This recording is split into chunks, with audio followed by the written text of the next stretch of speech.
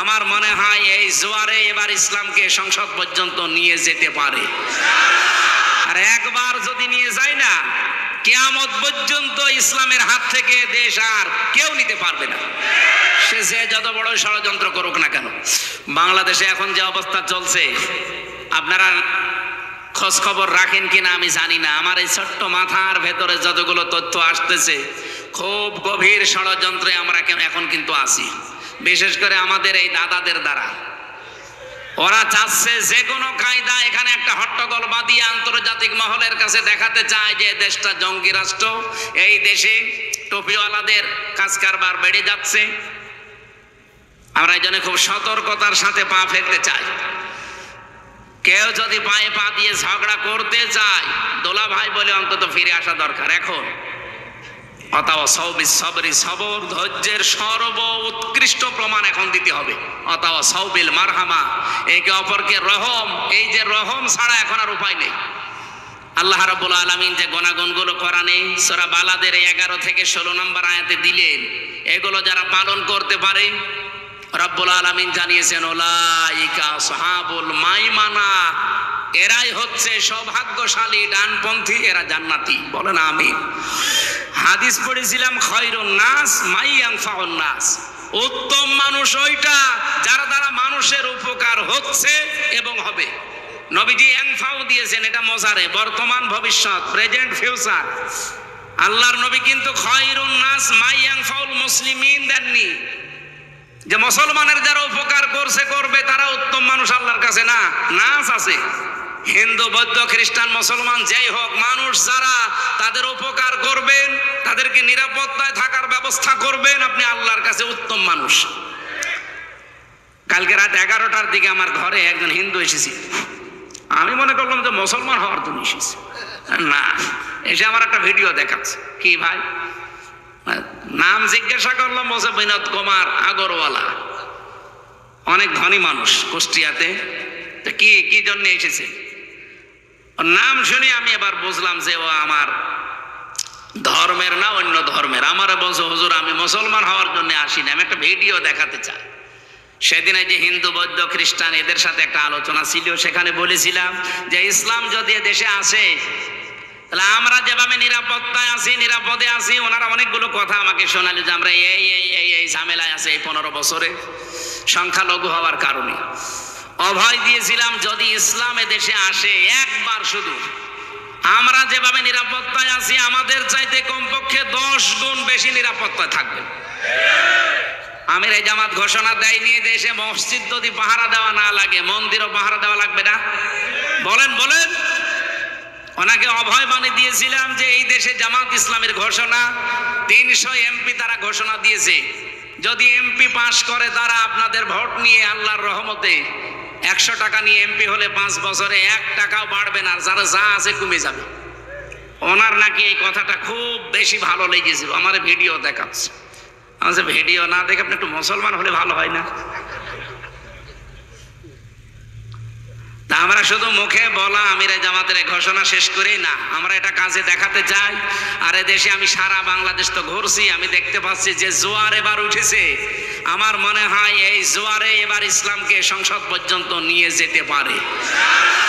আর একবার যদি নিয়ে যায় না, কিয়ামত পর্যন্ত ইসলামের হাত থেকে দেশ আর কেউ নিতে পারবে না, সে যত বড় ষড়যন্ত্র করুক না কেন।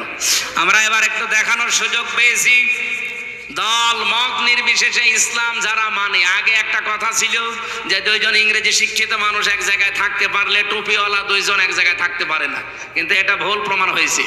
এবার সব টুপিওয়ালা প্রায় এক জায়গায় এসে গেছে, কয়েকটা ছিঁড়া ছোটা বাদ দিয়ে।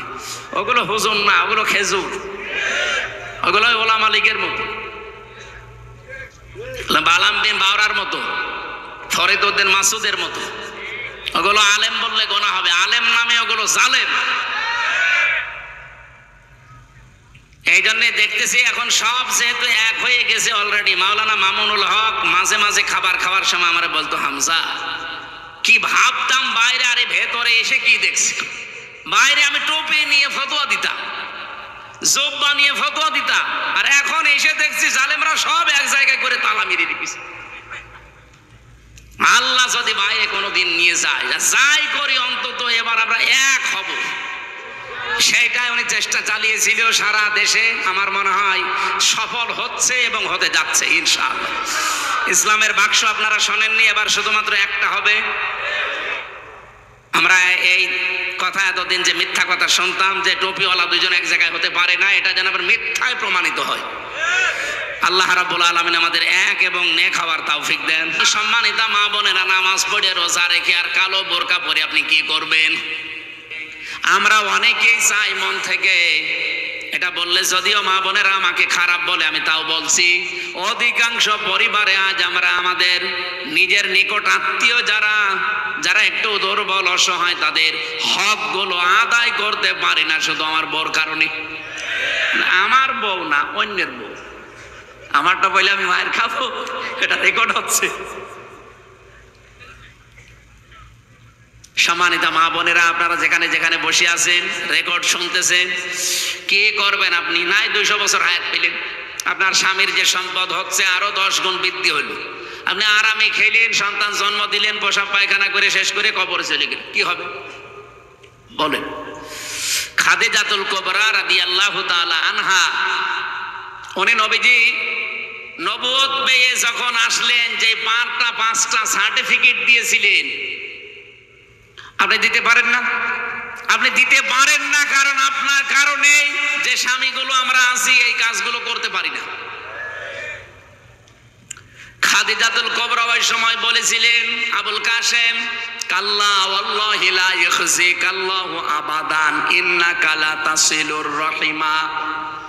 হে আবুল কাসেম, কখনোই কোন জিন ভূত পরি আপনাকে ভয় দেখাতে পারে না, কারণ আপনি নিকট আত্মীয় যারা, রক্তের সম্পর্ক যারা, তাদের সাথে সম্পর্ক ঠিক রাখেন।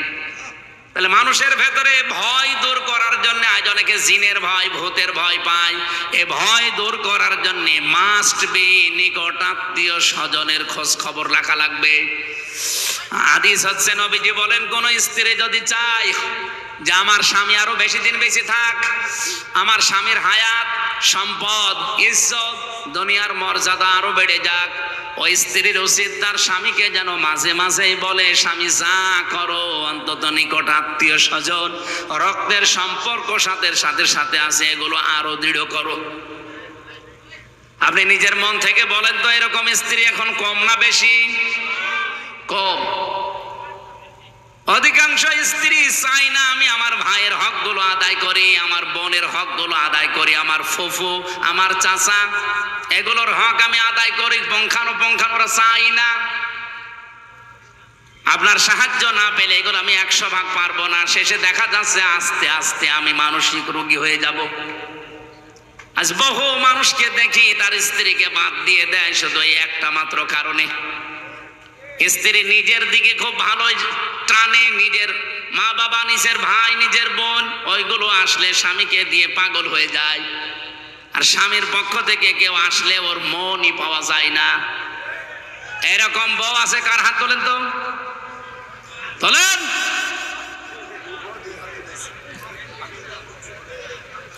যাদের এরকম আছে তারা সাবধান। আপনি তো রক্তের সম্পর্কগুলো আরো দৃঢ় করার জন্য ছাড় দিয়ে হলেও চেষ্টা করবেন।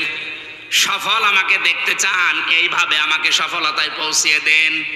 আও মিসকিনান যা মাতরবা, তরব থেকে এসেছে। তরব মানে ধোলা মলিন, ধোলা বালি।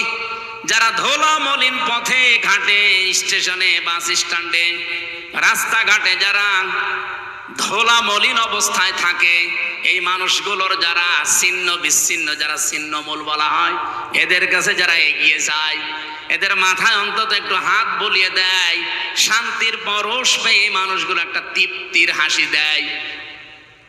নবীজি জানিয়েছেন, একটা এতিমের মুখের এই তৃপ্তির হাসি আল্লাহর আরশ পর্যন্ত তোমার উপরে খুশি হয়ে যায়। আপনি 20 তলা বিল্ডিং বানিয়েছেন, সেই রকম বিউটিফাই করে জাঁকজমকপূর্ণ একেবারে একত পাথর দিয়ে, বিভিন্ন মার্বেল পাথর নিয়ে এসে কাবায় যে পাথর সাজানো আছে ওই পাথর দিয়ে আপনি বানিয়েছেন।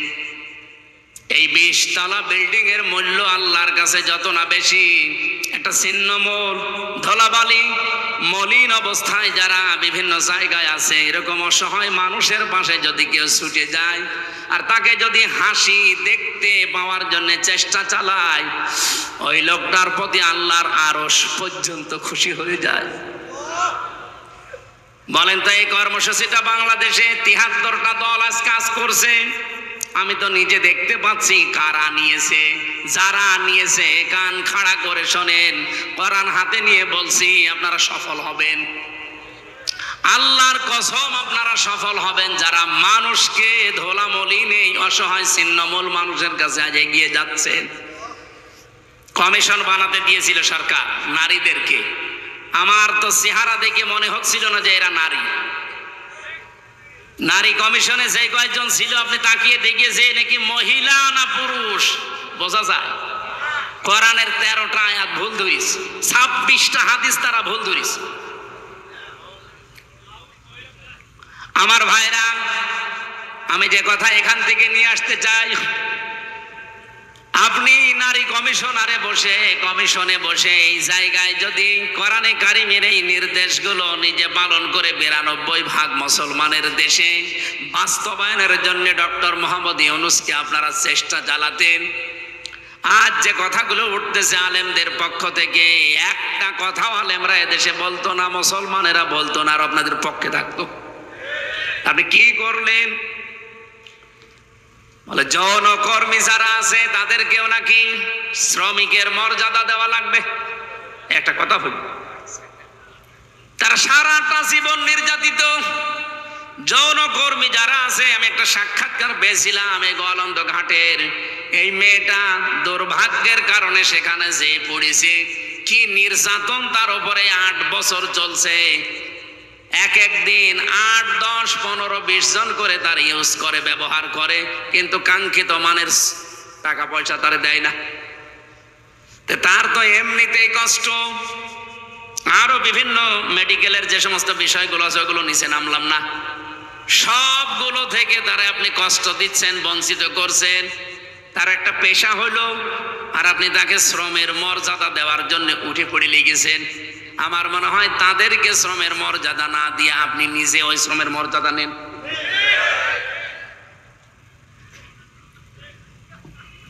আমি আর বাকিটা বললাম না, যতগুলো পয়েন্ট আমি 318 পৃষ্ঠা পুরাটা পড়েছিলাম, প্রত্যেকটা লাইনে মনে হচ্ছে সব ইসলামের বিরুদ্ধে।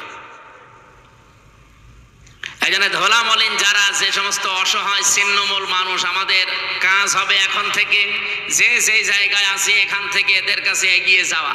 সুম্মা কানা মিনাল্লাযীনা আমানু ওয়া তাওয়াসাউ বিস-সাবরি ওয়া তাওয়াসাউ বিল মারহামা। এরপরে যারা ঈমান আনতে পারে, ঈমানের যে 4টা শর্ত আছে এগুলো মেনে যারা ঈমান আনে, আর যারা সবর, ধৈর্য এগুলো নিজেরা ধরে এবং উপদেশ দেয়। এই নিস্তব্ধ হয়ে যা, আপনারা যাই মনে করেন না কেন। আমি এই তো 3-4 দিন হয়ে গেল এসেছি দেশে। মসজিদে নববীতে ইমাম সাহেব যিনি খুতবা দিচ্ছিলেন গত জুমার দিন, ওনার শেষ কথা ছিল এলেমের যে মর্যাদা তার উপরে। তিনি একটা হাদিস পড়লেন, বাংলাটা এভাবে মানে আসে, উনি তো আর বাংলায় বলেননি, আরবিতে বলছিলেন। আমার আশপাশে অন্তত অনেকগুলো দেশের মানুষ দেখলাম তারা কাঁদতেছে। হাদিসটা ছিল এই যে কিয়ামতের ময়দানে আল্লাহ যখন বিচার শুরু করবে, আলেম যারা তাদের বিচার আল্লাহ জনসম্মুখে করবেন না, এদেরকে আলাদাভাবে ডাক দিয়ে পর্দা দিয়ে ঢেকে নেবেন। জিজ্ঞাসা করবে, মনে করেন এই যে মৌলানা নাম কি আব্দুল কাইয়্যুম, ওনারে ডাক দিয়ে বলবে যে এই অপরাধগুলো করেছি, আল্লাহর সামনে সব জবাব দেওয়া লাগবে, হিসাব দেওয়া লাগবে এবং স্বীকার করা লাগবে। মাথা নিচু করে যখন সব স্বীকার করে নেবে, তখন সর্বশেষ আল্লাহ তাআলা তাকে ডাক দিয়ে বলবেন, যা, গোপনে তোরে মাফ করে দিলাম, কাউকে কিছু বলবি না, জান্নাতে চলে যা। এটা শুধু নামের আগে আলেম আছে এই কারণে। এই জন্য আলেমদের সম্মান মর্যাদা কামনা করছি। ওয়ারফা'না লাকা যিকরাক, দুনিয়া আখিরাতে এদের মর্যাদা আল্লাহ আরো বাড়িয়ে দেন। বিভিন্ন রাজনৈতিক দলের নেতা এবং কর্মী ভাইরা এসেছেন। সামনে মাহফিলের প্রধান আকর্ষণ যারা, আমিও এখন আস্তে আস্তে এই যে বাইরের খোলা ময়দানের অনুষ্ঠানগুলো কমিয়ে দিতে চাচ্ছি, কারণ এই সব জায়গায় কোরআনের এহানাত হয় বেশি। আমরা আরম্ভ করেছি কোরআন তেলাওয়াত করি, এরপরে যারা কথা বলছেন আপনি দেখতে পাচ্ছেন না, ঠিক আছে, শুনতে তো পাচ্ছেন। এই যে এখন বৃষ্টি হচ্ছে, গাছে চলতেছে, যদি পড়ে যায় পা পিছলিয়ে, অন্তত ওর তুলনায় আপনি ভালো আছেন। এই জন্য দুনিয়ার হিসাবে সবসময় নিচের দিকে তাকাতে হয়, যে ও গাছে আছে, আমি অন্তত দাঁড়ানোর জায়গা তো পেয়েছি। এদের এই যে লক্ষ লক্ষ টাকার জিনিস, এই ক্যামেরাগুলো নষ্ট হয়ে যাবে, এই জন্য ছাতা দিচ্ছে। আপনারা ছাতা না দিলে যদি হয় তাহলে বন্ধ করুন। এখন আপনারা একটা জিনিস রক্ষা করতে গিয়ে যে এত মানুষের জিনিস রক্ষা করবো কি করে? ডক্টর মিজানুর রহমান আজহারি ভাই এই যে ময়দানের আলোচনাগুলো গুটিয়েছেন এই কারণে, কারণ উনি এই যে 11-12 বছর দেশের বাইরে লেখাপড়া সহ আরো জালেমদের কারণে ছিলেন, আপনারা জানেন। তো উনি এগুলো করতে চান না এই গ্যাঞ্জামের কারণে। আমার সাথে মাঝে মাঝে কথা হয় এই কথাগুলো নিয়ে, যে আপনি যেভাবে সারা দেশ দৌড়া, আমার দ্বারা সম্ভব হয় না শুধু এই মানুষের গ্যাঞ্জাম। এই জন্য উনি ইনডোর গুলো নেন, অডিটোরিয়ামের ভেতরে কোনো আওয়াজ নেই, আগে মোবাইলগুলো সব বলেন অফ করে ফেলেন। এ কথা বলে না, নিস্তব্ধ পরিবেশ না হলে একটা কথা বোঝানো যায় না। এটা যেহেতু একটা ক্লাস চলছে, আর এই ক্লাসে যারা ছাত্র বসে আছে, এই ছাত্র ছাত্রী তো আর সব এক মাপের না। আমরা 1 থেকে মাস্টার্স পর্যন্ত যারা ক্লাস করেছি, যে যে ক্লাসে পড়ি, প্রত্যেক ক্লাসে ওই মাপের ছাত্র আছে। এই জন্য বিশ্ববিদ্যালয়ে যারা ক্লাস নিত দেখতাম 82 জন আমরা ছেলে মেয়ে ছিলাম। স্যার লেকচার দিলে 45 মিনিট কখন যে চলে যায় আমরা টের পাইনি, কারণ সব এক মাপের। আর এখানে যারা বসে আছে কি সব এক মাপের? এখানে এমন মানুষ আছে ইশারা দিলে বোঝে, এমন মানুষ আছে একবার বললে বোঝে, এমন মানুষ আছে 7 বার বললে বোঝে, আর এমনও মানুষ আছে ওরে পিটানো লাগবে তাও বোঝে। তো এইরকম ছাত্র ছাত্রী নিয়ে আমরা এখন 45 মিনিটে একটা ক্লাস করতে চাচ্ছি। থাকবেন তো ইনশাল্লাহ, যদি বৃষ্টি না আসে। আর বৃষ্টি এসে গেলে আমরা শেষ করে দেবো ইনশাল্লাহ। দল মত জাতি বর্ণ ধর্ম নির্বিশেষে আজকের এই অনুষ্ঠান, যেহেতু এই দেশে সবাই আমরা আছি। কয়েকদিন আগে সিঙ্গাপুরে ছিলাম, সেখানে 100 জনের মাত্র 5 জন মুসলমান আর 95 জন অমুসলিম।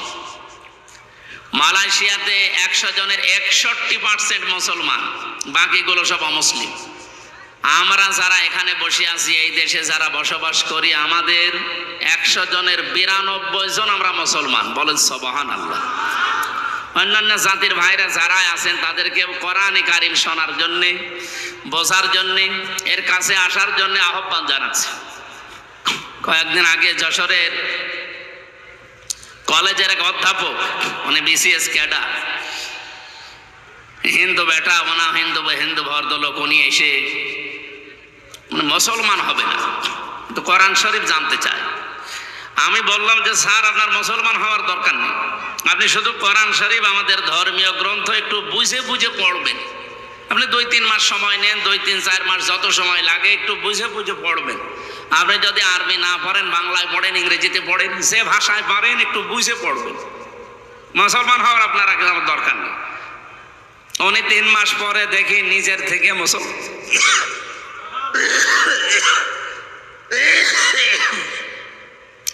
মুসলমান হয়ে গেছে। কারণ এর ভেতরে এমন কিছু আল্লাহ দিয়েছে, যদি সত্যি মন দিয়ে কেউ এগিয়ে আসে আর একে বোঝার চেষ্টা করে, আল্লাহ তাকে অবশ্যই হেদায়েত দান করবে। প্রশ্ন আসতে পারে, তাহলে গিরিশচন্দ্র সেন হেদায়েত পেল না কেন? ও তো কোরআন শরীফ আমাদের চাইতে পড়েছে বেশি, বুঝেছে বেশি, লিখেছেও বেশি, ও তাফসির পর্যন্ত লিখেছে। নরসিংদী বাড়ি এই লোকটা, এই জেলার পাশে না নরসিংদী? কোরআন শরীফ এত পড়া পড়েছিল, এক একটা শব্দের ও কমপক্ষে 33টা করে অর্থ বের করেছে। আমি ওর তাফসিরটা পড়ে দেখেছি, এমন সুন্দরভাবে লেখা, এক একটা শব্দের 33টা করে অর্থ সাজিয়েছে। এখানে যত বড় হুজুর হোক আর যত বড় আলেম হোক, আমি সহ কেউ গ্যারান্টি দিয়ে বলতে পারবে যে পড়া কোরআন শরীফের প্রত্যেকটি শব্দের অর্থ আমার একাধিক জানা আছে? পারবে না। না, আমি পড়াটা কয়েকবার শেষ করেছি কিন্তু আমার মনে নেই, এখন আবার আমার স্টাডি করা লাগবে, দেখা লাগবে। অথচ একটা হিন্দু মানুষ কি পড়া পড়েছিল বলেন তো? তাহলে কোরআন শরীফ আমার চাইতে আপনার চাইতে লোকটা বেশি পড়েছে, বুঝেছেও বেশি এবং কি লিখেছেও বেশি। তাফসীর লিখতে হলে কত লেখা লাগে এক একটা আয়াতের পক্ষে। এত কিছু করার পরেও লোকটা হেদায়েত পায়নি, মারা যাওয়ার পরে তার জানাজা হয়নি, তাকে আমাদের মতো দাফন কাফন দেয়নি, তারে আগুন দিয়ে পুড়িয়ে ফেলেছে। একটাই কারণ, তার সব ছিল, কোরআন থেকে হেদায়েত নেওয়ার মতো মন ছিল না। কথা বলেন? যশোরের অধ্যাপকের মন ছিল, উনি বুঝে পড়েছিলেন শুধু মন দিয়ে, 3 মাসে আল্লাহ তাকে হেদায়েত দিয়ে দিয়েছে। আর এই লোকটা সারা জীবন ব্যয় করলো এই গিরিশচন্দ্র সেন, ওর মন ছিল না, এই জন্য আল্লাহ তাকে হেদায়েত দেয়নি। আপনারা এখানে যারা এসেছেন শুধু একদিন তাফসীর মাহফিলের 1, 2, 3 আয়াতের কথা শুনে আপনি হেদায়েত পেয়ে যাবেন, বিষয়টা এমন না। আপনার মন থাকা লাগবে, যদি থাকে একদিন পড়াটা লাগবে না, 1 মিনিটের একটা কথায় আপনার মন পরিবর্তন হয়ে যেতে পারে। আল্লাহ যেন সেরকম কিছু আজকে আমাদের এই পরিবেশে দান করেন, সকলে বলেন আমিন। প্রশংসা বাণী আদায় করা দরকার আগে, এই জন্য বলেন আলহামদুলিল্লাহ। যেহেতু পরিবেশ আমাদের অনুকূলে নেই, বৃষ্টি হচ্ছে অলরেডি, যে কোনো সময় ঝরে লেগে যেতে পারে, এই জন্য আমরা খুব তাড়াতাড়ি করছি। দরুদ আর সালাম পাঠ করার মাধ্যমে একটা তেলাওয়াতকৃত আয়াত আপনারা শুনলেন, সূরা বালাদ 11 নম্বর আয়াত থেকে আমরা পড়েছিলাম 16 নম্বর আয়াত পর্যন্ত। গুরুত্বপূর্ণ কিছু মেসেজ আল্লাহ এই আয়াতের ভেতরে আমাদেরকে দিতে চেয়েছে, একটু এদিকে খেয়াল করে থাকেন। সূরা বালাদ কি বললাম বলেন তো? বালাদ শব্দের শাব্দিক অর্থ কি? নগরী। বালাদ মানে কি? নগরী। সূরা কোরআন শরীফে আল্লাহ 114টা সূরা দিয়েছেন, 92টা সূরা আছে মক্কার আর 22টা সূরা আছে মদিনার। আরো মতভেদ থাকতে পারে, তবে এইটা এখন প্রসিদ্ধ। মক্কা এবং মদিনায় যেগুলো নাজিল হয়েছে এই হিসাবে নামকরণ করা হয় মাক্কি সূরা, মাদানী সূরা। আমার এখান থেকে প্রশ্ন, এদিকে তাকান, যতদিন পর্যন্ত মক্কাতে সূরা নাজিল হয়েছে, কোরআন নাজিল হয়েছে, কোন সূরায় আপনি পাবেন না ইয়া আইয়ুহাল্লাযীনা আমানু। আছে? এখানে যারা কোরআন পড়েন বোঝেন, আপনারা জবাব দেন তো। পড়া কোরআনে যত জায়গায় মাক্কি সূরা, কোন জায়গায় ইয়া আইয়ুহাল্লাযীনা আমানু আছে? হে ঈমানদারেরা নেই। হ্যাঁ আছে ইয়া আইয়ুহাল ইনসান বা ইয়া আইয়ুহান নাস, হে মানব মণ্ডলী। মদিনায় যে 22টা সূরা নাজিল হয়েছে সেখানে দেখবেন ঈমানদারকে আল্লাহ ডাক দেওয়ার সময় ইয়া আইয়ুহান নাস আর বলেননি, বলেছে ইয়া আইয়ুহাল্লাযীনা আমানু। আমি কথা যেহেতু অল্প সময় বলবো, গুরুত্বপূর্ণ কিছু পয়েন্ট আসবে, আপনারা মনে রাখবেন, আশা করছি সামনে কাজে লাগবে। মক্কায় বলেন তো নবীজি নিজে আছে, হযরতে আবু বকর সিদ্দিক রাদিয়াল্লাহু তাআলা আনহু আছে, হযরত ওমর আছে রিদওয়ানুল্লাহি তাআলা আলাইহিম আজমাইন, যারা সরাসরি জান্নাতের সার্টিফিকেট ধারী মানুষ। এই মানুষগুলোর ঈমান ছিল না? জবাব দেন, ছিল না? আল্লাহ কেন ইয়া আইয়ুহাল্লাযীনা আমানু বললেন না? কারণ যতদিন নবীজি 13 বছর নবুয়ত পাওয়ার পরে মক্কায় ছিলেন, ওই সময়ের রাষ্ট্রের দায়িত্ব ছিল আবু জেহেল। কে ছিল? আরো জোরে বলেন। এই লোকটা যতদিন দায়িত্বে আছে ততদিন আল্লাহর বিধান দিয়েই তো দেশ চালিয়েছে, নাকি? নবীজি ওখান থেকে মদিনায় গেলেন, রাষ্ট্র গঠন করলেন, 10 বছর এই কোরআন দিয়ে মদিনা চালিয়েছিলেন, রাষ্ট্র চালিয়েছিলেন।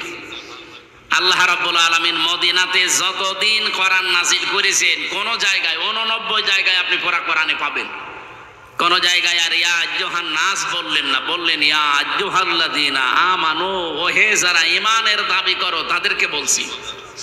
আমার এই ছোট্ট মাথার ভেতরে এই চিন্তা এসেছে, আমি মদিনার লাইব্রেরিতে ছিলাম, অনেকক্ষণ ছিলাম, অনেকগুলো বিষয় নিয়ে আলোচনা করতে। আমার এক বন্ধু থাকে ওখানে মদিনা বিশ্ববিদ্যালয়ে, তার সাথে বসে এই যে 4 দিনের 3 দিনই তার সাথে চেষ্টা করলাম দেখি কিছু নেওয়া যায় কিনা। এই বিষয়টা আমার মাথার ভেতরে এসেছে। যতদিন পর্যন্ত নবীজি নিজে সাহাবায়ে কেরামকে নিয়ে মক্কায় ছিলেন, ইয়া আইয়ুহাল্লাযীনা আমানু এ ডাক শুনতে পারেননি। তিনি ছিলেন একটাই মাত্র কারণ সেখানে রাষ্ট্রীয়ভাবে ইসলাম কায়েম হয়েছে, কোরআনের বিধান চলছে। বাংলাদেশে 54 বছর স্বাধীন হয়েছে, আপনি কোনো দিকে মন না দিয়ে এখান থেকে কিছু নেওয়ার চেষ্টা করেন। এই 54 বছরে আজ পর্যন্ত কোরআনের 500 আয়াত আছে, শরীয়তের বিধান একটাও চলেছে? চলছে। এই দেশে যদি আপনি যতই দরবেশ দাবি করেন, এখনো পূর্ণাঙ্গ ইমানদার আল্লাহর কাছে আপনি বিবেচিত হতে পারেন। আপনি পূর্ণাঙ্গ ইমানদার হতে পারবেন যখন আপনার ব্যক্তিগত জীবন থেকে আন্তর্জাতিক জীবন পর্যন্ত কোরআন দিয়ে চলবে। আর এটা চালাবে ফেরেশতারা। হ্যাঁ, এই কথাটা এখন বলতে গেলে কিছু মানুষের রাগ হয়। এই 15.5 বছরে মসজিদের মেহরাব থেকে যখন কথা বলতাম জুলুমের বিরুদ্ধে, কিছু মানুষ বলতো একেবারে সাহসী হুজুর। এমনকি বিভিন্ন প্রশাসনের মানুষদের কাছ থেকেও প্রশংসা আসতো যে বিশাল সাহস, আর কোনো ভয় নেই। অথচ সেই মেহরাবই আছে, সেই হুজুরই আছে, শুধু সময় পাল্টিয়েছে। সেই কথাগুলো এখন জুলুমের বিরুদ্ধে, মানুষের অধিকারের পক্ষে, ন্যায়ের পক্ষে কথা বলতে গেলে কিছু মানুষ এখন দেখছে বলছে যে মসজিদ কি রাজনীতি করার জায়গা? তা আপনি 15 বছর বললেন না কেন? মসজিদে মেহরাব নামে যে জায়গাটা আছে, যেখানে ইমাম সাহেব দাঁড়িয়ে খুতবা দেয়, মেহরাব মানে কি? অস্ত্রাগার, মানে অস্ত্র রাখার জায়গা। এই যে প্রশাসনে যারা আছে, পুলিশ লাইনে যে দেখেন অস্ত্র রাখার একটা জায়গা আছে, ওটার অস্ত্রাগার বলা হয়। নবীজির মসজিদের ভেতরে এই জায়গাটা ছিল। আমি এবার 7 মিনিট সময় পেয়েছিলাম ওই জায়গায় নামাজ পড়ার জন্য, যেখানে মুয়াজ্জিন উপরে উঠে আজান দেয়, নিচে ওই জায়গাটা মানে এখনো অস্ত্র রাখার জায়গা। আপনি এই কথাগুলো এখন জুলুমের বিরুদ্ধে, শিরিকের বিরুদ্ধে, কুফরের বিরুদ্ধে, বেদাতের বিরুদ্ধে এই মসজিদের মেহরাব থেকে বললে আপনার কাছে রাজনীতি মনে হয়? আপনাকে তো আমার মনে হয় হাসিনা রোগে ধরিস। ওটা রোগ। হাসিনা একটা কি, কলেরা যেমন রোগ, ওটা একটা রোগ। আল্লাহ বিদায় দিয়েছে। কয়েকদিন আগে খুব গালিগালাজ শুনছিলাম গোপালগঞ্জ নিয়ে। ম্যাডাম খালেদা জিয়া বলেছিল না যে গোপালই পাল্টিয়ে ফেলবো। আমারে সাংবাদিক বলছে যে আপনি কি চান? আমি বললাম যত গালিগালাজ হচ্ছে, অন্তত এই গালিগালাজ থেকে ওই জেলাকে বাঁচাতে হলে জেলাটা বিভিন্ন জেলায় ভাগ করে দিন। ওদিকে নড়াইল আছে, এদিকে ফরিদপুর আছে, মাদারীপুর আছে, ওখানের মধ্যে 3টা আসন, খুব বড় জেলা না। এত গালিগালাজ না খেয়ে 3 আসন 3 জেলায় ভাগ করে দিন, তাহলে আর কেউ গালিও দেবে না, কারণ জেলায় নেই। এই শুনে আপনি ম্যাডাম খালেদা জিয়ার উপরে রাগ করেন না, আমার উপরে রাগ করেন কেন? আমি তো তাও বলিস ভাগ করে দিতে, আর উনি তো বলিস পাল্টিয়ে ফেলবে। উনি যদি থাকতো, এখন আছে, আর যদি সত্যি সামনে চেয়ার পায়, ও জেলার নাম রাখবে? গোপালগঞ্জ আমার মনে হয় গোলাপগঞ্জ বানিয়ে দেবে। আমি তো গোলাপগঞ্জ বানাতে চাইনি, আমি বলেছি সব ভাগ ভাগ করে দেন, নাম থাকবে না, মানুষ গালিও দেবে। আমি বাঁচাতে চাই না, আর আমারই এখন বাস দেয়, বলে এই জেলায় আসো করে আমরা দেখবো। কি দেখবে না? আপনারও যা আছে আমারও তাই আছে, কি দেখবে? সম্মানিত ভাইরা, আমরা যে কথা তুলেছিলাম সরায়ে বালাদ, এ মাক্কি সূরা, এটা মদিনায় যতদিন পর্যন্ত নবীজি ইসলাম কায়েম করতে না পেরেছেন, ইয়া আইয়ুহাল্লাযীনা আমানু শুনতে পারেননি। বাংলাদেশে 54 বছরে আমরা যারা আছি মনে করছি শুধু 2 বেলা জিকির করে মসজিদে একটু সময় ব্যয় করে আমি জান্নাতে চলে যাব। না, জীবনেও পারবেন না। এই আয়াতগুলো তাহলে মিথ্যা হয়ে যাবে। যারা আলেম আছে তাদেরকে আরো অ্যাক্টিভ হওয়ার জন্য বলছি। সূরা বালাদের 11 নম্বর আয়াতে আল্লাহ পাক বলেন, ফালাকতাহামাল আকাবাতা ওয়া মা আদরাকা মাল আকাবা। হে নবী, এই মানুষগুলো কিন্তু গিরিপথ পাড়ি দিতে রাজি না।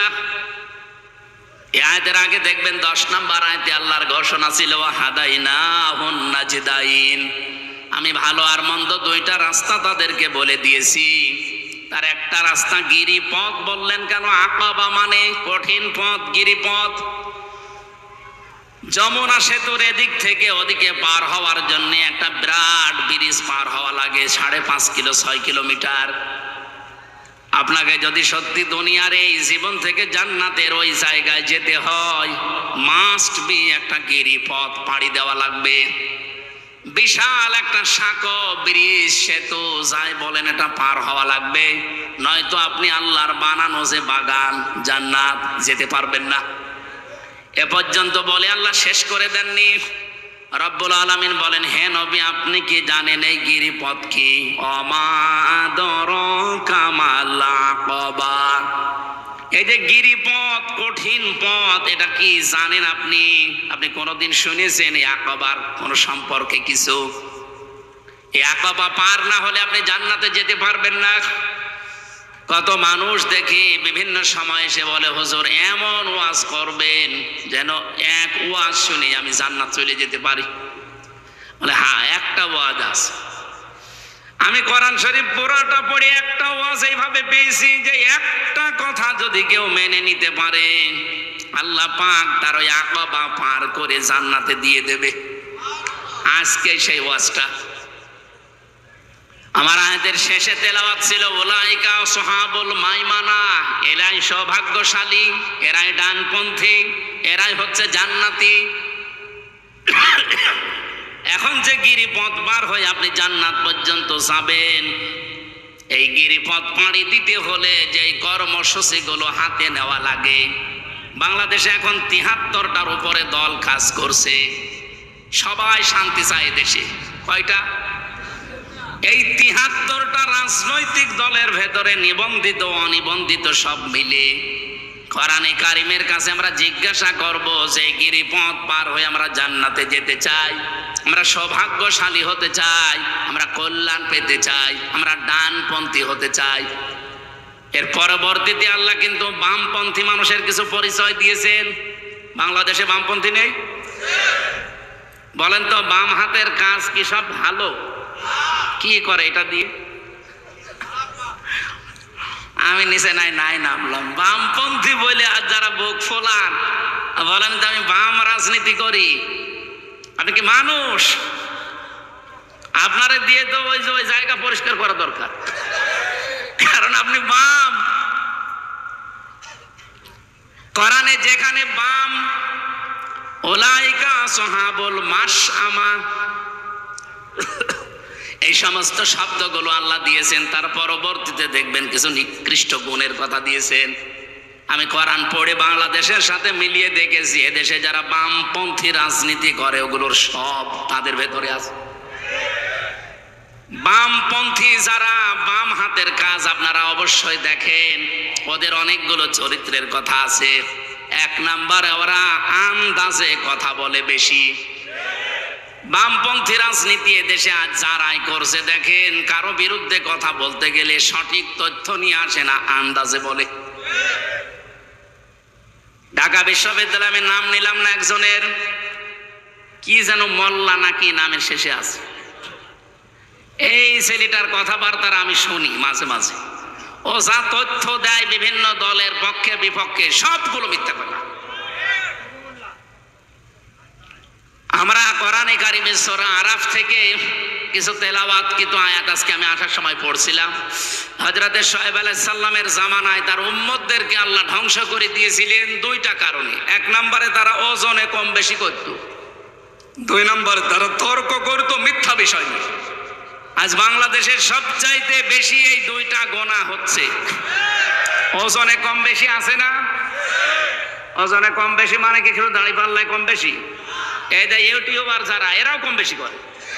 আপনি দেখবেন আমি যা বলছি কাট ছাট করে এর সাথে আরো কিছু রং সং দিয়ে আমারে এমন কালার করবে, সে রাস্তায় বের হয় দুষ্কার হয়ে যাবে। আপনি যা পেয়েছেন ওইটা ডেলিভারি দেবেন, এর নাম হচ্ছে ওজন। আজ প্রাইমারি থেকে বিশ্ববিদ্যালয় পর্যন্ত, হাফেজি মাদ্রাসা থেকে দাওরা পর্যন্ত যারা শিক্ষক আছে, ওনারা শিক্ষকতা করার আগে যে জ্ঞানগুলো নিয়েছে, এই জ্ঞানগুলো যারা আহরণ করে অর্জন করে, এই জ্ঞানগুলোই যদি ক্লাসে ওইভাবে সঠিকভাবে দিতে পারে, তাহলে আর প্রাইভেট পড়া কোচিং করা লাগে? এখন আর লাগছে না। আল্লাহ তাআলা এই দিকে ইঙ্গিত দিয়েছে যে যেটা পেয়েছো ওইটা ওইভাবে যে নিতে চায় তাকে অর্পণ করো। ওয়াইলুল লিল মুতাফফিফিন আল্লাযীনা ইযা ক্তালু আলান নাসি ইস্তাওফুন। ওই মানুষগুলোর জন্য আক্ষেপ, আফসোস, ধ্বংস হয়ে যা করা যারা নেওয়ার সময় বেশি নেয়, দেওয়ার সময়। আর শিক্ষকদের দিকে আমি তাকিয়ে বলছি, এটা রেকর্ড হচ্ছে, যে যেখানে শিক্ষকতা করছেন, কেন প্রাইভেট পড়া লাগবে, কোচিং করা লাগবে আপনি থাকতে? আপনি তো নেওয়ার সময় ঠিক মতোই নিয়েছেন, দেওয়ার সময় ওইটা ঠিক মতো দিলে তো আমার ছেলে মেয়েদের প্রাইভেট পড়ানো লাগে, কোচিং করানো লাগে। আপনি তো শিক্ষক এমনি হননি, অবশ্যই এরকম জ্ঞান অর্জন করে শিক্ষক হয়েছেন। এই জন্য আশা করবো যারা শিক্ষক মন্ডলী আছেন আমাদের মাথার তাজ, আপনারা যেন ধরা না খান, এই জন্য বললাম। কারণ বহু মানুষ ধরা খাবে। বহু আলেম আমরা যারা স্টেজে এখন কথা বলছি, এই যে আমরা এখন অবিখায় আছি। অবিখা মানে কি? ওয়াজের বিনিময়ে খাই। সরকারের একটা বাজেট আছে না মাঝে মাঝে, কি জানো, কাবিখা, কাজের বিনিময়ে খাদ্য। আর আমরা এই 2 হুজুর যা করছি এটা কিসে? অবিখা, ওয়াজের বিনিময়ে খাদ্য। ওয়াজ না করলে আপনারা আমরা খেতে দিতেন, গাড়ি ভাড়া দিতেন। তাই অবিখা করে যারা এদেশে আমরা আজ খাচ্ছি দায়ী আল্লাহর নাম নিয়ে, তাদেরকেও বলছি আমরাও কিন্তু ওজনে কম বেশি করছি। মসজিদের মেহরাব থেকে শুরু করে যত জায়গায় যতভাবে আমরা কথা বলি, সে রাজনৈতিক ময়দানে হোক আর ধর্মীয় ময়দানে হোক, আজ আমরা অধিকাংশ মানুষ ওজনে কম বেশিতে ব্যস্ত। কিভাবে? আমি কাবা শরীফে জমার নামাজ পড়েছি একটা, মসজিদে নববীতে পড়েছি একটা। ওনারা 35 মিনিট করে বয়ান করলেন আরবিতে। কথাগুলো আমি বুঝেছি, কিন্তু সঠিক যেভাবে তুলে ধরা দরকার, তাকওয়ার উপরে একজন, এলেমের উপরে একজন, তুলে ধরতে পারে নাই। কারণ ওই দেশে রাজতন্ত্র চলছে। সঠিকভাবে ওই কথাগুলো যদি কোরআন হাদিস দিয়ে যেভাবে বলা দরকার তুলে ধরে, দেখবেন তারপরের দিন ডক্টর সালের মতো উনি গুম হয়ে যাবেন। এই 15 বছর যেটা আমাদের দেশে ছিল, আমরা এই ময়দানে বসে কথা বলতাম, কিন্তু এখান থেকে নাক বরাবর না গিয়ে ঘুরিয়ে যেতাম। কথা বুঝতেছেন? আমরা আগামীতে আর কোরআন হাদিসের কথা বলতে গিয়ে আর ঘোরাঘুরি করতে চাই? এই ঘোরাঘুরি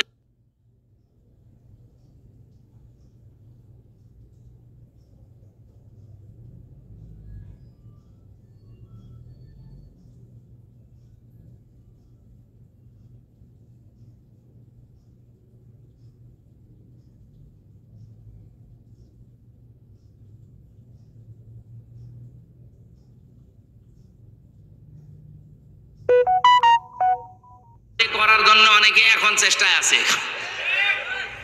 যারা যেভাবে কথা বলছেন, এই কথাগুলো আপনাদের না, এই কথাগুলো আপনাদের বিভিন্ন প্রতিবেশীরা শিখিয়ে দিচ্ছে, এটা আমরা অলরেডি জানি। যারা এই কথা এই দেশে বলতে পারে, মুসলমানের 92% মুসলমানের দেশে, যে চরমপন্থা আর মৌলবাদ এই দেশে যেন অভয়ারণ্য তৈরি করতে না পারে, এই কথাটা জীবনেও তার না। এই কথাটা অবশ্যই দাদাদের শিখিয়ে দেওয়া কথা। কারণ আমরা তো তার বাবার জীবনী পড়েছি। তার বাবা সারা জীবন ছিল সাম্রাজ্যবাদী, এই ভারতের আগ্রাসন বিরোধী। আপনি শহীদ জিয়াউর রহমানের পুরা জীবনী পড়ে দেখেন, সারা জীবন তিনি ভারত বিরোধী ছিল। ভারত তার ভয়ে কেঁপেছে, অথচ তাদের আদর্শ নিয়ে আজ যারা রাজনীতি করছে তাদের মুখে আলেমদের বিপক্ষে এই কথাগুলো এখন বের হচ্ছে। এই জন্য আমরা জানি এই কথাগুলো আসলে তাদের না, তারা উন্মাদ হয়ে গেছে, পাগল হয়ে গেছে। এই পাগলামি বন্ধ করা দরকার, নয়তো পরিণতি শেষে দেখা যায় যে হাসিনার মতো হয়ে যাবে। আপনারা মাজলুম, আমরাও মাজলুম, আপনাদেরকে আমরা ভালোবাসি, সতর্ক করলাম, এরপরে আপনার মনে যা লাগে তাই করুন। যারা বলে এক জিয়া লোকান্তরে লক্ষ জিয়া ঘরে ঘরে, এই কথাটা তাদের মুখে মানায় না। কারণ জিয়াউর রহমানের সারা জীবনী পড়েন, আমি নিজে পড়ে দেখেছি, কোনোদিন তিনি চাঁদাবাজি করেননি, পাথর দিয়ে মানুষ খুন করেননি। আপনি করছেন, অবশ্যই আপনি জিয়ার রাজনীতি করেন না, অন্য কিছু আপনি ঢুকিয়েছেন। আরাফাতের ময়দানের পাশে মসজিদে নামিরা আছে। 16 সালে একবার দেখলাম ইমাম সাহেব খুতবা দিচ্ছে আরবিতে, আমাদের দেশের শহীদ রাষ্ট্রপতি জিয়াউর রহমানের নাম নিয়ে দোয়া করছিল। উনি ওখানে নিম গাছ লাগিয়েছে, যেটাকে এখন জিয়া গাছ বলা হয়। ওনার নামে প্রায় 1-1.5 মিনিট দোয়া করলো শহীদ জিয়াউর রহমান এই নাম নিয়ে। কি গো, হঠাৎ আরবি বলতে বলতে বাংলা বলছে? বাংলা মানে এইটা, ওই আরবি নামটা বাংলা নাম আরবির ভেতরে উনি চালিয়েছে। পরবর্তীতে দোয়া খেয়াল করে দেখি ওনার জন্য মাফ চায়, ওনার সম্মান বৃদ্ধি করার জন্য আল্লাহর কাছে বলছে আরাফাতের ময়দানে খুতবায়, হজের খুতবায়। কারণ কি, আরাফাতে লক্ষ লক্ষ মানুষের মাথার উপরে এই যে ছায়া দেওয়ার জন্য বাংলাদেশ থেকে প্লেনে করে মাটি আর নিম গাছ নিয়ে লাগিয়েছে। এই জন্য জিয়া ট্রি বলা হয়। তারা মানুষের মাথার উপরে এই মরুভূমিতে যত রকমের উত্তাপ আছে, তাপ বন্ধ করার জন্য ছায়ার ব্যবস্থা করেছে, তাদের জন্য দোয়া হয়। আর আপনি তার নাম নিয়ে রাজনীতি করে, তার আদর্শের সৈনিক দাবি করে মানুষের মাথার ছায়া আরো কেড়ে নিচ্ছে। ভোলার একটা ঘটনা আজকে পড়ে আমি অলরেডি কেঁদে ফেলেছি। একজনের কাছে চাঁদা চেয়েছে, দিতে চাইনি। শেষে তাকে ধরে বেঁধে রেখে 8-9 জন মিলে তার স্ত্রীকে অলরেডি ধর্ষণ করেছে। একটা কথা হলো, এখন তো বিভিন্ন মানুষ এতে ভ্যান আলা, আজকে রিক্সা, আমি সকালে একটা অনুষ্ঠানে ছিলাম, এক রিক্সা চালক বলছে যে আগেই ছাতা ভালো ছিল। আমার একটা গল্প মনে পড়ছে। কাফন চুরি করতো একটা লোক, কবরে মাটি দিলেই সকালবেলা আর কাফন পাওয়া যায় না, উলঙ্গ করে কাফন নিয়ে চলে আসে, বিক্রি করে দেয়। সারা এলাকায় এত বদনাম এই লোকটার জন্য নামই পড়ে গেছে কাফন চোর। চিন্তা করছে আমি মরে গেলে তো আমার যে গালি গালাজ দেবে, এটা তো বন্ধ করা দরকার। ওর ছেলেকে বলছে, দেখো আমি যখন মারা যাব আমার এই নামটা যেন অন্তত কেউ উল্টা পাল্টা না ডাকে, এমন কাজ করবা যেন আমার নাম অন্তত মানুষ ভালো বলে। চিন্তা করছে আমার বাবার নাম ভালো বলবে, বাবার মতো কাজ তো আমি করিনি। ওর বাবা তো কাফন চুরি করতো, লাশ ফেলে রাখতো, আর ও এখন শুধু কাফন চুরি করে না, কাফন চুরি করে আর লাশ গাছের সাথে টাঙিয়ে ভেতরে বাঁশ দেয়। এই দৃশ্য দেখে এলাকার মানুষ বলছে যে কি এদের বাবাই ভালো ছিল, অন্তত বাবা শুধু কাফন চুরি করে নিয়ে আসতো, লাশ তো কবরে থাকতো। আর এ কি আরম্ভ করেছে, শুধু কাফন চুরি করে না, লাশ ঝুলিয়ে রাখে গাছের সাথে, আবার পেছনে বাঁশ দিয়ে রাখে। এর বাবাই ভালো ছিল। আমার তো মনে আছে 15.5 বছর যে জুলুম অত্যাচার নির্যাতন হয়েছে, 1 বছরে অনেকে তা ছাড়িয়ে চলে গেছে। এই জন্য ভ্যান চালক এখন বলছে যে ছাতা আগেই ভালো ছিল। এ কথা যেন আর সামনে না বলতে পারে, এ বিষয়ে সতর্ক হওয়া দরকার না? বৃষ্টি খুব জোরে চলে আসলো নাকি? আমার ভাইরা, আমরা যে কোরআনে কারিম থেকে কথা শোনার জন্য বসেছিলাম, এখানে মেন কথা ছিল আমরা বিশাল গিরিপথ, এটা পার হয়ে আল্লাহর বানানো জান্নাতে যেতে চাই। এর 1 নম্বরে কর্মসূচি আল্লাহ দিয়েছেন ফাক্কু রাকাবা, দাস মুক্তি করার জন্য আপনাকে কাজ করা লাগবে। আও ইউতআমুন ফি ইয়াউমিন যি মাসগাবা, মিসকিন যারা, অসহায় যারা, এই মানুষগুলোর খাবারের ব্যবস্থা করা লাগবে, ছুটে যাওয়া লাগবে অসহায় মানুষের কাছে। বাংলার মুসলমানেরা এটা যেহেতু রেকর্ড হয়, সারা বাংলাদেশ ছড়িয়ে যাচ্ছে। আমি নিরপেক্ষ দৃষ্টি নিয়ে বলছি, আপনি বলেন এই যে কর্মসূচিগুলো বলছি, 1 নম্বরে তারা দাসত্ব মুক্তির জন্য কাজ করবে। মানুষের ঘাড়ে যাদের শৃঙ্খলা পরানো আছে, শৃঙ্খলা মুক্ত করার চেষ্টা চালাবে। এদের তাফসির হয় 2টা। 1 নম্বরে বন্দি মুক্তিকরণ। আজ বিনা কারণে বাংলাদেশের 68টা জেলখানা আছে। এই জেলখানাগুলোতে বিনা কারণে অনেকেই বছরের পর বছর পড়ে আছে, কোনো অপরাধ না করেও পড়ে আছে। কয়েকদিন আগে একজন মুক্তি পেয়েছে, ফারাবি নামে, আমার সাথে ছিল জেলখানায়, ইসলামের পক্ষে লিখত, বিশ্বনবীকে কেউ গালি গালাজ করলে তাদের বিপক্ষে লিখত। এই লোকটাকে বিনা কারণে হাসিনা 11 বছর জেলের ভেতরে আটকে রেখেছিল দাদাদের নির্দেশে। এই লোকটা এখন মুক্ত বাতাসে এসেছে, আল্লাহ যেন তাকে কবুল করেন নবীর প্রেমে দিনের জন্য, বলেন আমিন।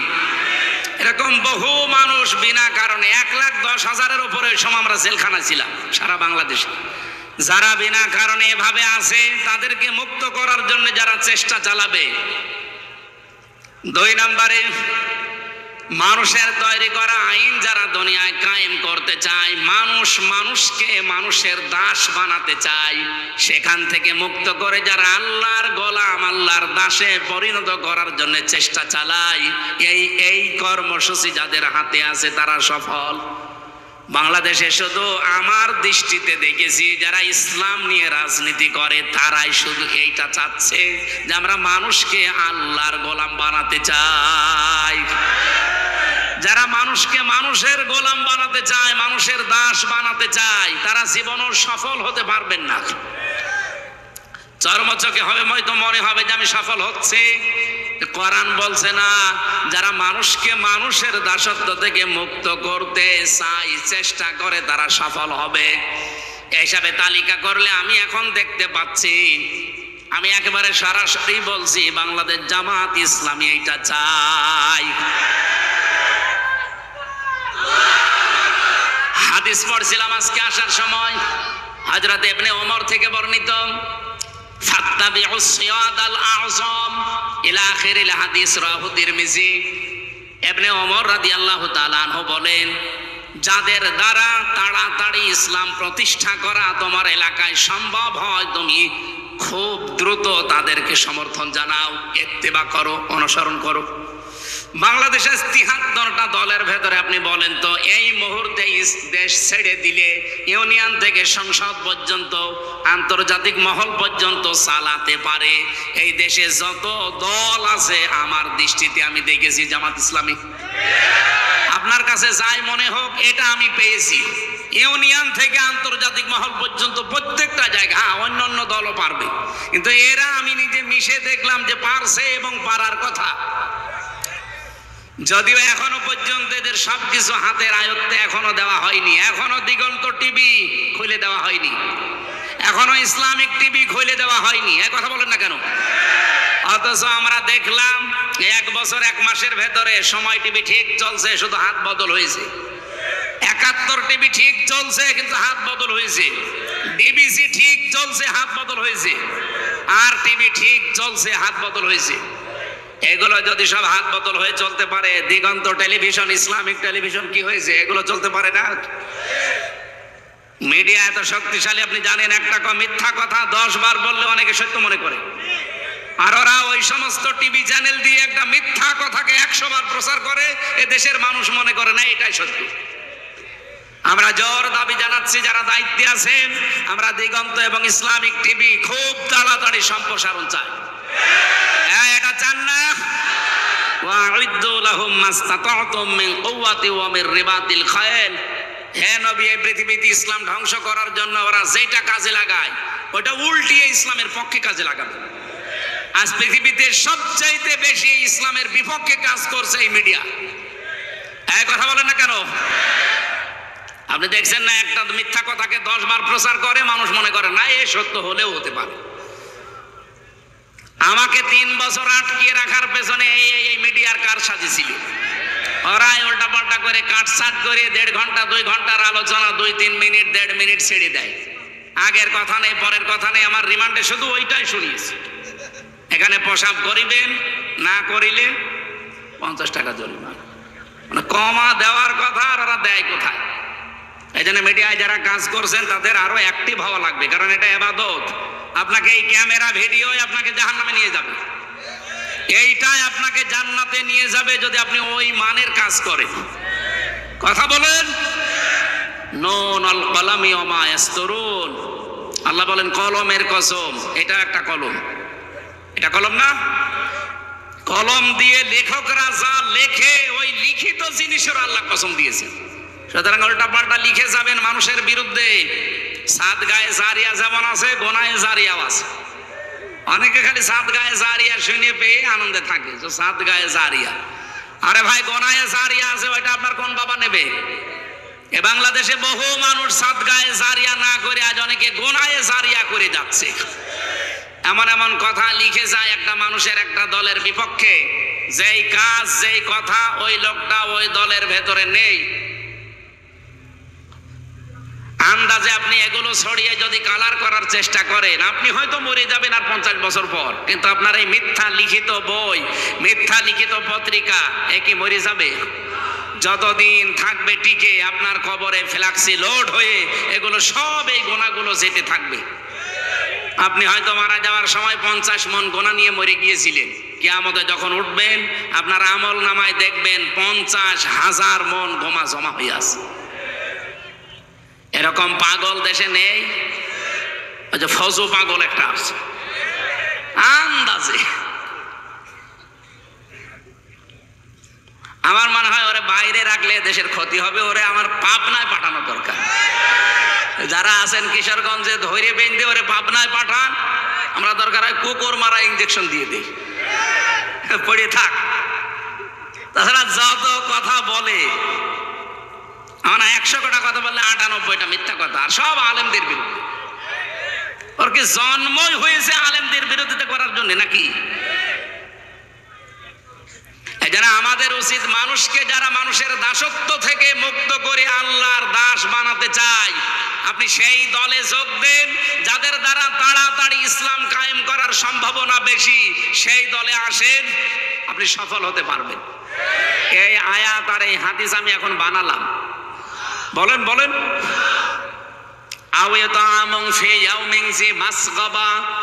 যারা এতিম মিসকিন অসহায়, যারা তাদের কাছে যারা এগিয়ে যায়, আজ 1 বছর 1 মাস এই দেশটা দ্বিতীয়বারের মতো আমরা যারা স্বাধীনতা বলছি, বলেন তো 1 বছর 1 মাসের ভেতরে সবচাইতে বেশি মানবতার কাছে এগিয়ে গেছে কোন দল? আপনি আন্দাজে না বলে নিরপেক্ষ দৃষ্টি দিয়ে বলেন। আমার কুষ্টিয়া জেলা দৌলতপুর থানায় ভাঙন আরম্ভ হয়েছে, বন্যা চলছে, কত দল তো কুষ্টিয়ায় আছে।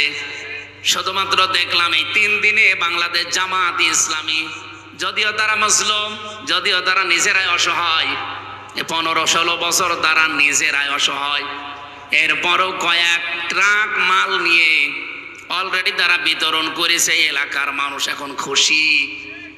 আমরা যদি ভালো কাজে এভাবে প্রতিযোগিতা করতে পারতাম, আরো যত দল কুষ্টিয়াতে আছে প্রত্যেকেই যদি এই ট্রাক মাল নিয়ে গিয়েছে, তো কুষ্টিয়ার মতো যত জেলায় বন্যা হচ্ছে সবগুলো উত্তরণ করা সম্ভব হতো। এই কাছে নেই। আমি জামাত ইসলামীতে এসেছি জেলখানা থেকে আসার পর। এর আগে আমি অ্যাক্টিভ ছিলাম না শিবিরে, জামাতে, কোনো দলে না, ওই যে অবিখা ওয়াজ করে খেতাম। এখানে আসার পরে আমি অ্যাক্টিভ ভাবে মিশে কাজ করে দেখতে পাচ্ছি জামাত কর্মী মানেই সমাজকর্মী। এদের আসল কাজ এইটা যে সমাজে উন্নয়নমূলক কাজে আপনি আগে অংশগ্রহণ করেন। এই জন্য আহ্বান জানাচ্ছি, এদের চরিত্রটা আপনিও নেন, আপনাকেও মানুষ ভালোবাসবে। মানুষকে জোর করে কিছু হয় না, তার প্রমাণ হাসিনা।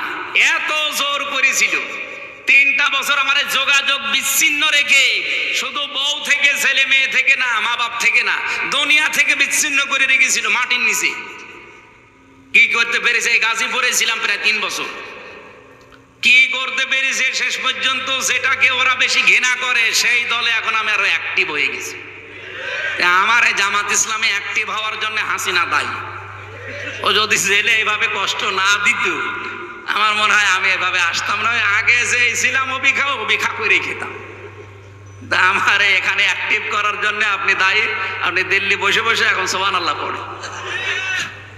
দেখ, ভালো আপনার জন্য যে অন্তত আমি অ্যাক্টিভ ভাবে একামতে দিনের দায়িত্ব পালন করার জন্য একজন হতে পেরেছি, আপনাকে এই জন্য ধন্যবাদ। আপনার কারণে বহু মানুষ এরকম অ্যাক্টিভ ভাবে এসেছে।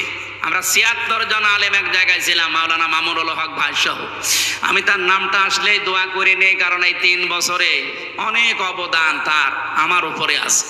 জেলখানায় খাবার খাওয়া যায় না। এই যে গাজীপুর জেলা কি গরিব? কাশিমপুরে, গাজীপুরের ভেতরে না, কি খাবার দেন আপনারা? মাওলানা মামুনুল হক হাফিজাহুল্লাহ, আল্লাহরে বান্দা, 3 বছর আমার সাথে এক ঘরে ছিল, পাশাপাশি রুমে। আমরা মানে প্রতিদিন সকালে আর দুপুরের খাবার আমরা একসাথে খেতাম। খাবারটা গরম করতে পারতেন ওনার কাছে। এটা যদি না থাকতো আমার শরীর জাহাজ, আমার মনে হয় আমি আরো দুর্বল হয়ে যেতাম। ওনার কাছে আমি এই জন্য ঋণী, আল্লাহ যেন তার সর্বোচ্চ মাকাম দুনিয়া আখেরাতে দান করেন, আমিন। সম্মানিত ভাইরা, আমি যেটা বোঝাতে চাচ্ছিলাম,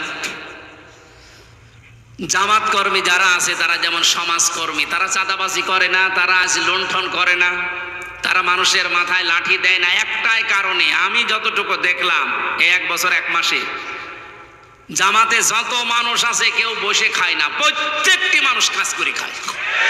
সে যদি ভ্যান চালক হয়, কেউ বসে খায় না। আপনি দেখেন প্রত্যেকের কোনো না কোনো কাজ আছে। 5,000 টাকা উপায় হয়, সেখান থেকে অন্তত 5% হলে যেই কয় টাকা হয় সেই কয় টাকা নিয়ে জিতছাই সে জমা দেয়। এই জন্য এই দলটা চালাতে কোনো বেগ পেতে হয় না। আর অন্যান্য দলের দ্বারা এইভাবে দেওয়ার কোনো নিয়ম নেই। যদি 5,000 পায়, আরো 10,000 বাম হাতের ইনকাম করে। এই জন্য আহ্বান জানাচ্ছি, আমি নিজে বুঝেছি, এদেরকে দেখলাম এরা ফাক্কু রকাবা করতে চায়, এরা দাসত্ব মুক্ত করতে চায় মানুষকে, মানুষের দাস থেকে আল্লাহর দাস বানাতে চায়।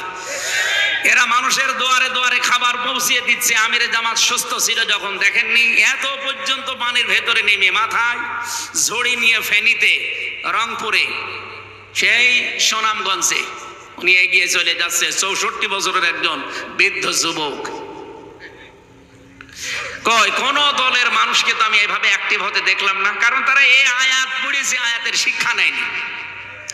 3 নম্বরে আপনাদের গুণাগুণ অর্জন করা লাগবে, ইয়াতীমান যা মাকরাবা। এখানে শব্দের দিকে খেয়াল করেছেন, ইয়াতীমান যা মাকরাবা, নিকট আত্মীয়র ভেতরে যারা ইয়েতিম, অসহায়, এই মানুষগুলোর দায়িত্ব নেওয়া লাগবে, খোঁজ খবর নেওয়া লাগবে। আমিন। লা ইলাহা ইল্লা আনতা সুবহানাক ইন্নী কুনতু মিনাজ জালিমিন।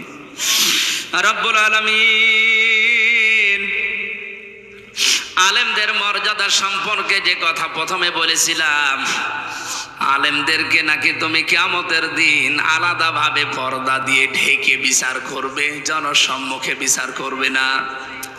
আজ আমরা যারা এখানে আলেম বসে আছি, আমাদের এলেমের যে হক আমরা আজ অনেকে আদায় করতে পারি না। কিয়ামতের দিন আমাদের অপমানের কাতারে দাঁড় করিও না। গোপনে আল্লাহ চাদর দিয়ে ঢেকে গোপনেই তুমি আমাদেরকে তোমার গাফফার নামের খাতিরে মাফ করে দিও। আজকের এই বিশাল আয়োজনে যারা শ্রম দিয়েছে, টাকা দিয়েছে, সময় দিয়েছে, যে যেইভাবে কোরআন শুনতে এগিয়ে এসেছে এই বৃষ্টির ভেতরে, এই বৃষ্টিমুখর দিনেও যাদেরকে আটকাতে পারে নাই, এদেরকে জান্নাতের জন্য কবুল করে নাও। আমার কণ্ঠটা তুমি কোরআনের জন্য ভিক্ষা দাও। আমাকে তুমি এমন এলেম দাও, এমন প্রচার মাধ্যম আমাকে দান করো, সহজ সরল ভাষায় মানুষের কাছে কথা বলতে পারে সেই তৌফিক ভিক্ষা দাও। রব্বুল আলামিন মেয়েরা যারা বসে আছে পর্দার আড়ালে, এদেরকে খাদিজার মতো, আয়েশার মতো বানিয়ে দাও। শয়তানের খপ্পর থেকে এদেরকে বাঁচাও। বড় আশা নিয়ে হাত তুলেছি, চর্ম চোখে দেখতে চাই বাংলাদেশটা ইসলাম দিয়ে চলছে। জেলখানায় 3টা বছরই আমি মাঝে মাঝেই দোয়া করতাম, আল্লাহ কিছু যদি জীবনে না দাও, চর্ম চোখে দেখার সুযোগ করে দিও যে তোমার কালাম দিয়ে এই দেশটা চলছে। আমাদের দোয়াগুলো তুমি কবুল করো, আমাদের এই চর্ম চোখে দেখার তৌফিক দাও। 56,000 বর্গ মাইল তোমার কালাম দিয়ে চলছে। কোরআনের নিয়ম নীতি দিয়ে চললে দেশটা কেমন শান্ত হয় আমি নিজে দেখে এসেছি। আফগানিস্তান, সৌদি আরবে 100 ভাগ নেই, যতটুকু আছে তারপরও শান্তি আছে। মালয়েশিয়াতে 100 ভাগ নেই, যতটুকু আছে তারা নিরাপত্তায় আছে। আমাদের এই দেশটা আমরা এভাবে নিরাপত্তার নগরী বানাতে চাই। নগরী নামে একটা সূরা থেকে যে আলোচনাগুলো করেছি, সফল হওয়ার জন্য এই 5টা গুণ আমাদের সবাইকে তুমি ভিক্ষা দাও। আমরা যারা অসুস্থ আছি, শেফায়ে কামেলা আজেলা নসিব করো। নবীজির হাদিস পড়েছিলাম, ফাত্তাবিউস সিরাতাল আযম। তোমাদের ভেতরে তাড়াতাড়ি দ্রুত যারা ইসলাম জমিনে কায়েম করার চেষ্টায় আছে, যারা পারে, সম্ভাবনা বেশি আছে, তাদেরকে সাপোর্ট করবা, তাদের অনুসরণ করবা, তাদেরকে ইত্তেবা করে চলবা। এই বাংলাদেশে যাদের দ্বারা ইসলাম তাড়াতাড়ি ব্যক্তি জীবন থেকে আন্তর্জাতিক জীবন পর্যন্ত কায়েম হওয়া সম্ভব, আল্লাহ মন থেকে তাদের পেছনে থাকার তৌফিক দাও। এই মাদ্রাসার মাহফিল, মসজিদের মাহফিল, এটা কবুল করো।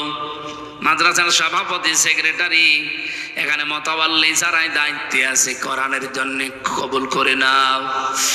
রব্বুল আলামিন একটা জুলুম থেকে আমাদেরকে অন্তত নিষ্কৃতি দিয়েছো। দল মত নির্বিশেষে আমরা যারা এখন দেশে আছি, দেশটাকে কোরআন দিয়ে সাজানোর জন্য সবার মন তুমি আমাদেরকে অমরের মতো তৈরি করে দাও। 3টা বছর জালেমের জেলখানায় থেকে আমি নিজেও এখনো পর্যন্ত অসুস্থ হয়ে আছি। আল্লাহ ভিক্ষা চাই এই তাহাজ্জুদের সময়ে, 12টা পার হয়ে গেছে। এই তাহাজ্জুদের সময় মুসাফির অবস্থায় আছি। আল্লাহ মেহেরবানি করে আমাদেরকে শেফায়ে কামেলা আজেলা নসিব করে দাও। বহু রোগ শোক আমাদের শরীরে বাসা বেঁধেছে, সবগুলো দূর করে দাও। কোরআন যেহেতু শেফা, আল্লাহ এই কোরআনের শেফা আমাদেরকে নসিব করো। এলাকায় যত মানুষ কবরে আছে, কবরগুলো জান্নাত বানিয়ে দাও। কালিয়াকৈর থানার ওসি সাহেব সহ যত প্রশাসনের লোকেরা দায়িত্ব পালন করে, সততার সাথে পালন করার তৌফিক দাও। অল্প সময়ে যে কথাগুলো আমি বলতে চেয়েছি অনেকে বুঝেছে, আল্লাহ এগুলো এখন বাস্তব জীবনে প্র্যাকটিক্যালি মানার সুযোগ করে দাও। ফাক্কু রাকাবা আও ইতআমুন ফি ইয়াউমিন যি মাসগাবা ইয়াতীমান যা মাকরাবা আও মিসকিনান যা মাতরাবা সুম্মা কানা মিনাল্লাযিনা আমানু ওয়া তাওয়াসাউ বিস সাবরি ওয়া তাওয়াসাউ বিল মারহামা।